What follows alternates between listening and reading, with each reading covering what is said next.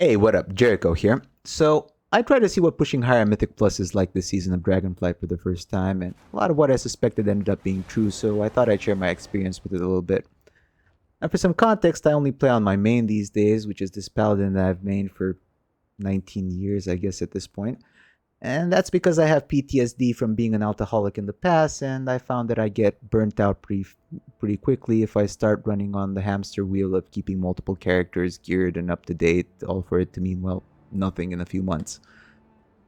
I always treated Mythic Plus as a way to gear up at the start of the season and fill my vaults with 14s, 15s, 18s, 10s, 20s, whatever gives the highest item level reward each week, and that's mainly to keep the character up to speed for the raiding scene. I have tanked or healed a 21, maybe a 22 in the past when some friends might ask me for help, but that's pretty much as far as I've pushed it up until now. Now, I will say that the start of the season is extremely fun, and doing those first 25s and 26s in the first 3 weeks is actually a blast. You are constantly improving your rating, you're learning everything about the new dungeons, and once in a while you'll even make a few friends after a run that goes really well. Yeah, you do have to put in a lot of time if you want to keep up. I actually remember my raid leader had this app that told you how many dungeons each person in the guild had done, and by the end of the first week he asked me if I was okay because apparently I'd done 93 or so, but you know, to each his own bad choices. Now, I am playing Retribution this season, although I used to normally tank M plus just to get invites faster, and that's because Blizzard dangled the promise of the fabled orange stick in front of me at the beginning of the season, and I also got back uh, from 3 weeks out of town just as the season was starting, and I didn't have enough time to look up percentages or routes and everything else up to the point where I felt comfortable tanking them, so I just started going Retribution, and I just stuck with it apparently. The next couple of weeks were a bit more frustrating as a non-meta class, and especially during tyrannical weeks when bosses are stronger. Retribution had notoriously low single target damage with the AoE talents we usually have in Mythic Plus. It was getting harder to get invites, but between putting up my own key and being well above the estimated rank 1 cutoff for the top 0.1%, I think I was like top 40 retries in the world, top 20 in Europe at this point. So I still managed to get invites and improve slowly but surely. Then something snapped. See, I was out of town for the week of New Year's, and that week happened to be a relatively easy rotation in terms of the weekly affixes. I think it was Fortified, Afflicted, and Raging or something like that. And that led to a lot of rating inflation. At least 4 of the dungeons this season, like Galakron, Blackrook Hold, the Taldazar, and arguably Wakeress Manor, were a lot easier in that rotation than in previous weeks, and it also coincided to the point where people were reaching the relative plateau in terms of gear, since the cumulative cap on aspect crests basically let everybody be around 483 to 485 item level range at that point, at least the people that were keeping up with the treadmill. I mean, I know people that were struggling to time 24s before that week, and when I came back that I timed the easy dungeons in 28, and ironically, a lot of them still had the relatively harder ones like Throne of the Tides, Everbloom, or Murazon's Rise in 23 or even 22. But hey, that's how it goes. And this got me pretty frustrated because I could see it coming, and lo and behold, when I got back the next week, which was unfortunately also tyrannical, even though I was lucky enough to drop the legendary axe that week, I was still non-optimal class, and now I no longer had the benefit of having a relatively higher and impressive rating when I was applying to groups. So that weekend, just out of sheer morbid curiosity, I spent a total of 35 hours applying to every single 28 and 27 that I could reasonably do, and I got a whopping 0, zilch, nada, not even 1 invites in that time. Now, why not put up my own key, you might ask? Well, I did, but here's the problem with the system as it currently stands as the season progresses. Number 1, the keys you get are random, and the difficulty of the dungeons in the pool is nowhere near the same. Anyone will tell you that it's easier to time a Blackrook Hold 28 there, for example, than it is to time a Murazon's Rise 28. Now, this means that if you do manage to time your 27 key and you get bad luck on getting a harder 28, you're most likely looking at depleting it once, if not twice, and maybe even getting frustrated to the point where you start running 26 easier 26s that you have already timed, just in the hopes of getting a chance to reroll randomly again and maybe get an easier key to push up again. Either way, you're probably looking at 2 if not 3 dungeons that give you basically nothing just to get back to where you got started from, which is exactly what happened to me. For the remainder of that week and for the beginning of the next, I actually pushed my key up to 28 5 if not 6 times, and I just kept getting Throne of the Tides and Everbloom, and no matter what criteria I used when selecting the people that would apply, rating what they had timed previously, what class they were, yada yada yada, it just didn't go very well. Not saying it was never my fault. Like, for example, I wiped on Neverbloom 27 because I got stuck on the pixel tree in the middle of the mage boss. You know, shit happens. But in most cases, I'm not talking about a lack of focus, a mistake, or a fat finger from somebody. No, most of the times it was one or at least one of the people that you end up inviting, usually playing a meta class that have no idea either how the dungeon works or their class works. So maybe I was unlucky, but that's what happened to me. Number 2, there is little to no incentive for people to join keys at a level equal to or lower than the highest level that they have timed that dungeon in, since the rewards, in terms of gear at least, cap out at plus 20 for the weekly chest and plus 19 for the end of dungeon chest, and by this point in the season everybody has all the gear they want anyway. There's basically no reason to join a plus 26, for example, if you've already timed that dungeon in plus 26 or higher, except for the fringe case like I discussed before, when you're desperate enough to get rid of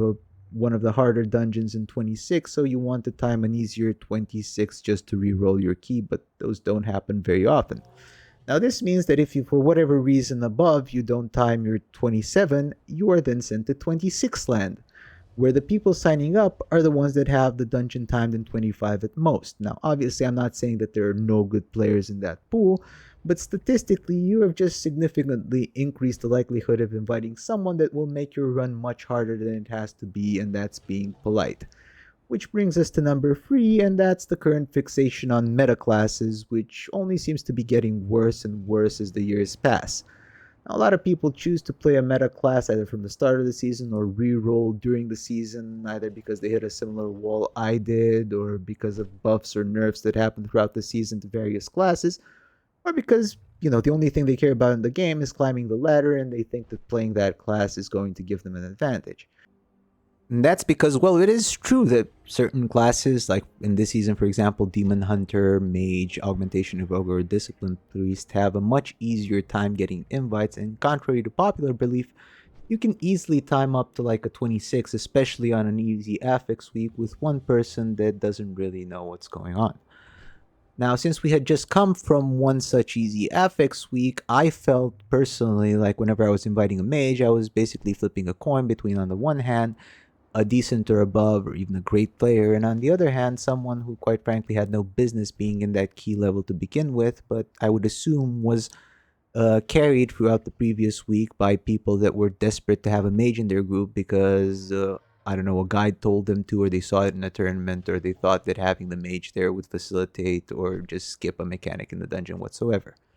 And the worst part is, you have functionally no way of telling the two cases apart other than, you know, spending a couple of minutes on each and every single person that's applying to your party and looking at their Raider IO logs. And by that time, they're no longer in the queue, and even then, you don't have any guarantees. So anyway, I want to stress that this isn't me complaining or anything. I wasn't really expecting, to be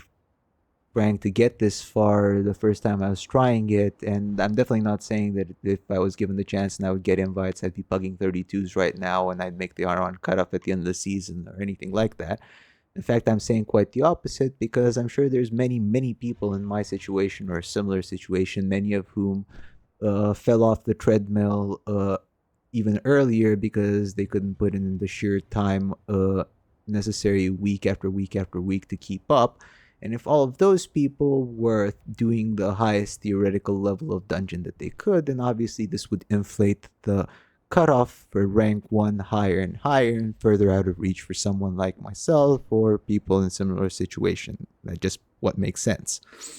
But as things stood in mid to late January, the only way forward for me was realistically to waste hours and hours and hours getting rejected and rejected and rejected, or rolling the dice and hoping that the people that apply to my 27 are good enough to time it, and then hope that I get one of the good and more approachable 28s, and then again rolling the dice and hoping that people that would apply would be good enough to time it, etc., etc., etc. So at this point, I basically said screw it, and I just went back to doing my 20s each week for the vault, and just logging into raid and playing other games, or just doing mindless completionist old content now and again. So yeah. Now, some part of my brain, probably the MMO brain that focuses on long-term progression, couldn't help thinking that I just wasted 8 weeks of significant time commitment without having anything to show for it. Like, to be honest, between this and the weeks I had spent out of the country beforehand, I got out of the habit of making content. I missed playing Season of Discovery when it launched, and I missed out on playing a bunch of other games that I wanted to play, and it just left a sour taste in my mouth overall. And before you say it, yes, all of this is on me. I made the decision to do this, and it's probably a bad mentality to have, and I shouldn't do it if I'm not enjoying it and I'm not having fun. In reply to that, I will say that the first few weeks are fun, and I really did enjoy it, and the experience just gradually gets less and less fun as the inherent problems with the system start manifesting, and that also increases the general level of toxicity in the player base that's still trying to push as the frustration grows, which leads to a negative feedback loop that makes it quickly descend into being not fun at all. And sure, I probably should have quit 1 or 2 weeks earlier than I did, just to avoid frustrating myself pointlessly. But at this point, there's some level of ego and some cost fallacy that compels you to keep going, especially if you feel, rightfully so or not, that you could do better if you were just given the chance. So I guess better late than never is what I'm trying to say. All of this actually made me realize, well, this isn't the type of game that I signed up to play. And by this, obviously, I mean myself personally, not on objective level. Because this isn't an MMORPG anymore, and while competitive lobby ladder games are a perfectly reasonable genre to exist, which is more than proven by the popularity of MOBAs and FPSs and seasonal ladders and ARPGs, etc., etc., I just don't think that cramming an entirely different genre inside of an MMORPG's endgame loops is good for, well, anybody involved. Now, many different people want to play an MMORPG for many different reasons, and actually exploring those reasons is the core of what motivated me to start making content in the first place. And I believe that there's a common denominator that you want to play out a character fantasy that involves character power progression, or just some form of character progression, preferably long-term progression, in a living world with other people that you can interact and cooperate with, right? But climbing the M+ ladder has nothing to do with any of this. There is no character progression, since you will get the same gear by pushing 30s as you would by doing 20s or even 18s in the long run as the season progresses. There is no long-term progression, since all of this is pointless once the season ends, except for the bragging rights of whoever managed to climb the highest. And it certainly doesn't breed cooperation between players, since there are stable teams out there that play together regularly and do either well or not. But the vast majority of people participating in this are pugging, and this only leads to a spiral of increasing toxicity as people go head over heels trying to figure out how to avoid having their time wasted and avoiding bad runs, which is 100% the result of incentives put in place by the way the current system works. And as for the living world, well, that might as well just not be there, especially later on in the season when forming a group or getting an invite takes a bit of time, since it just feels like you're playing a lobby game simulator that might as well just launch from its own separate client rather than you sitting around blindlessly in Valdraken for 2 hours spamming a group finder. And while some people might like the idea of jumping on whatever class is the flavor of the month to get around some of these problems, and even I personally like MMOs to be alt-friendly in general, I would prefer to at least have some alternative gameplay loop where I can progress in some way, at least, on the character that I spent almost 20 years maining now, and that I play far better than I would any other class without sinking a lot of time into learning how that class works. Now, on the other side of the fence, the people that do enjoy this content and are actively looking for a competitive type ladder game are facing the drawback of the time it takes to level a character and get a minimum level of gear to start climbing the ladder. And sure, this time has been drastically reduced in recent years, since you can level a character only a few hours or just buy a level boost, and the cumulative cap on crests, catalyst charges, crafting sparks means that if you just spam 18s and 19s like a maniac a few weeks into the season, you can get a character up to speed really fast. But in other competitive ladder games that aren't shoehorned into an MMORPG, you don't have to do any of this. You want to play a different class, you just play that class in your next match, and the only hurdle you're facing is the learning curve of becoming good at playing that class. That's it. You don't have to spam a dungeon 50 times to get a specific trinket, for example. And now, I want to stress that I personally think that M Plus is good for the game overall, and while I personally have always disliked certain things about it, I can always go back to just doing my 20s each week and sincerely wishing everyone who enjoys this type of content the best of fun, like I've basically been doing for years now. However, what I do have an issue with is how the increased focus on Mythic Plus is spilling over into design decisions that are affecting the rest of the game. Now, there's no secret that getting into M Plus is much easier than it is to get into rating in terms of the number of people that you have to find, flexibility, time commitment, etc., etc. But this over time has led to a shift in the gear acquisition loop of the endgame from rating into Mythic Plus, to the point where we now live in a world where, if you think about it, doing plus 18s gives the same effective item level as the season goes on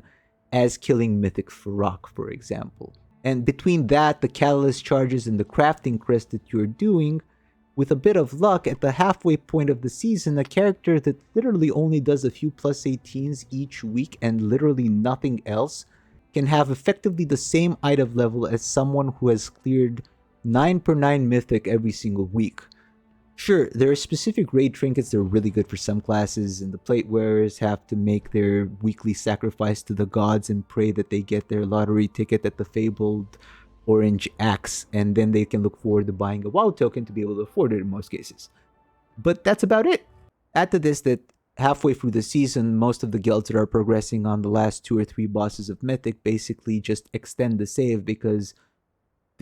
there's no reason to re-clear the raid, and they'd just be losing time progression on the boss, and you basically removed gear as a motivation to raid almost completely. And if you say, oh, that's just Mythic raiding, who cares, then think about the people trying to get a group together for Heroic, and think about the fact that 5 or 6 weeks into the season,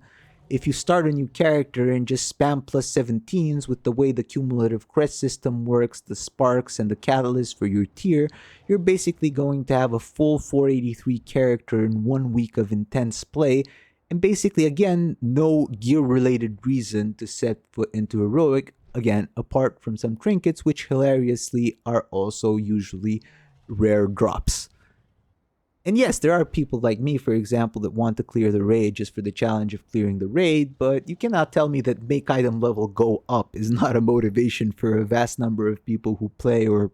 at this point, who would play an MMORPG. So overall, this does take away from people's motivation to participate in raids, which have their own separate design issues and problems that have slowly grown over time on their own, leading to the current state of the raiding scene that I'll probably go over in a video in the next few days. Now, I do have a hot take solution to this that I doubt will ever happen, and at this point, I'm sure many people that enjoy the direction the game has taken will aggressively disagree with me, but just hear me out and keep in mind this is just my opinion. Just cap the maximum level of key and of M plus in the game to whatever level you think should give the highest vault reward, and then make a separate server like the old school arena tournament servers where people can just create a full best in slot character of whatever class they want to play and push as high as they can.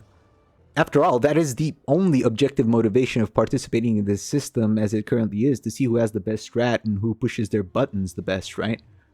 You still get the achievement for achieving rank 1, and you can still have your season rating on your account to show, and you're no longer have to be frustrated at running a Taldazar 43 times and not have that trinket drop and then complain your DPS is low because you didn't get it and the other guy did. And there's no more reason to spam 100 lower dungeons the first week to gear up or get left behind, because that would influence how Blizzard actually sets the numbers for the gearing in Mythic Plus versus rating if you separated that part of the game. And I actually think that that would stop sucking all of the oxygen out of the room, and maybe we can get better gear progression and better, or God forbid, new and exciting endgame loops that could bring back some of the players that were alienated by this direction in the past many years, rather than having to bend the gearing progression to facilitate for this type of content and playstyle that, to be honest, how many? I think 2% the last time I've checked players that do M plus even engage with in the first place. But anyway, that's just my 2 cents, and thanks for watching. Feel free to let me know your opinion down in the comments below. Like, subscribe, all that stuff. And I'll probably try to push some more keys to check out what the scene is like after a few weeks that I've left it alone, and now that Red Trees got buffed over the next few weeks, and I'll probably be streaming that on Twitch, so feel free to join me over there if you're curious to see what it's like. Until next time, have a good one, and hope to see you again soon. Bye.